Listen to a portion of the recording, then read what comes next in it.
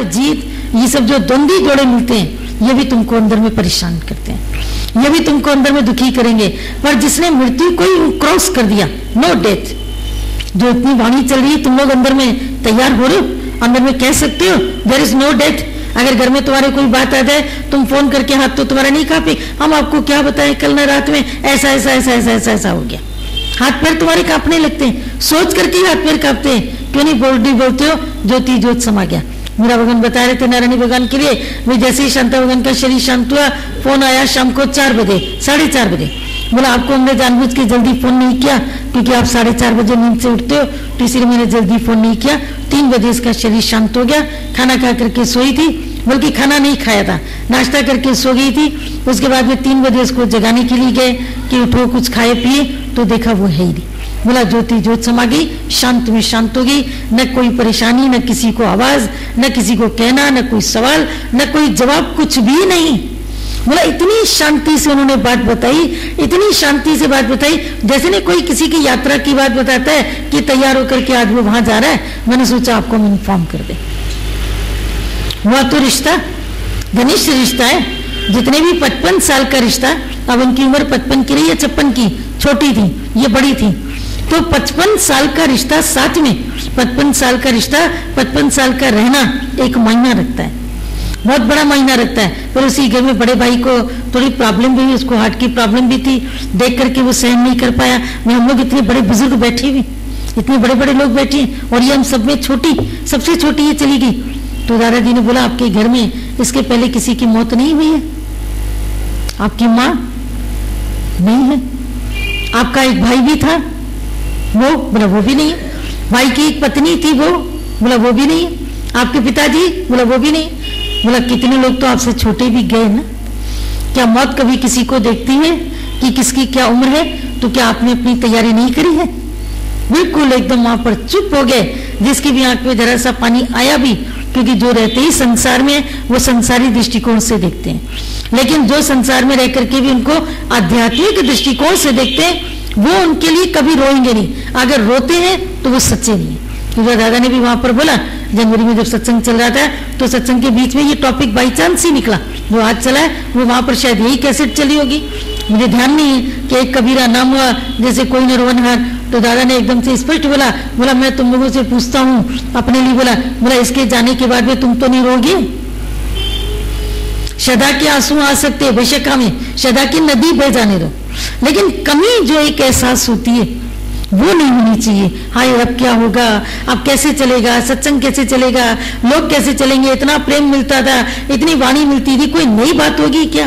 पहले नहीं हुई है, जब होगी। लेकिन सदा में प्रेम में हमेशा भीगी रहना, क्योंकि जो गुरु हमको जीवन देता है वो जन्म देने वाली माता से ज्यादा ऊंचा होता है, क्योंकि उसने जीवन दिया, जीवन में जीने की अक्ल दी है, जीवन में जीने की रमज दी है। तो उसके लिए तो पल पल आंख भीगती है, पल पल उसकी स्मृति आती है, पल पल आंख ऐसा भीग जाती है कि जब कभी भी गुरु का भजन चलेगा, उसका चेहरा, उसकी बातें कि गुरु ने ऐसा किया, हमको ऐसा जीवन दान दिया, हमको ऐसे बना दिया, उसके शुक्राने में, उसके प्रेम में तुमको रोना आना चाहिए। और अगर नहीं आता है तो तुम पत्थर दिल लो, और पत्थर दिल का यहाँ कोई काम नहीं होता है।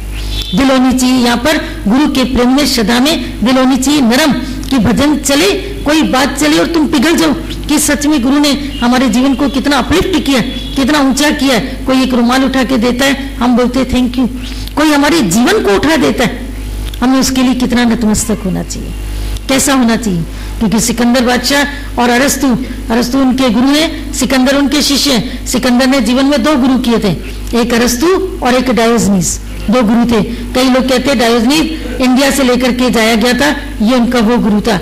कई कुछ कहते हैं, लेकिन एरिस्टोटल जो उनका गुरु है, उनके साथ में वो कहीं पर जब जा रहे हैं तो जाते जाते किसी जगह पर दोनों की गाड़ी फंस जाती है। सिकंदर गुरु को कहते हैं कि गुरु जी पहले आप उतरिए। गुरु कहते हैं पहले तुम उतर जाओ। बोला नहीं गुरु जी पहले आप उतरिए। आखिरकार गुरु जब पहले उतरे, तब सिकंदर बड़ी मुश्किल से उस गाड़ी से बाहर आ पाए, क्योंकि गाड़ी किसी मुसीबत में फंस गई।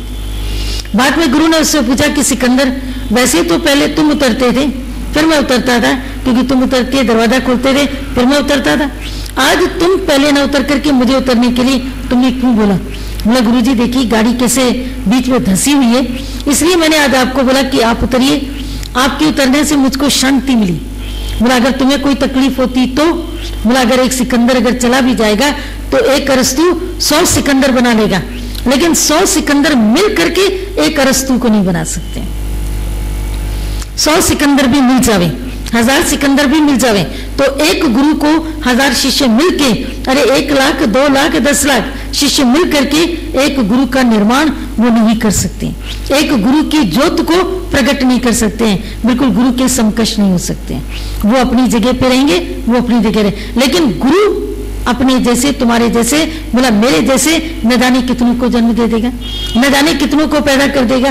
तभी वो बोलता है कि मैं उसी गुरु के आगे बलिहार हूं जिसने मुझको अर्श से उठाकर फर्श से उठाकर अर्श पे बिठा दिया। दुनिया ने, परमात्मा निराकार ने हमको अर्श से फर्श पे फेंका।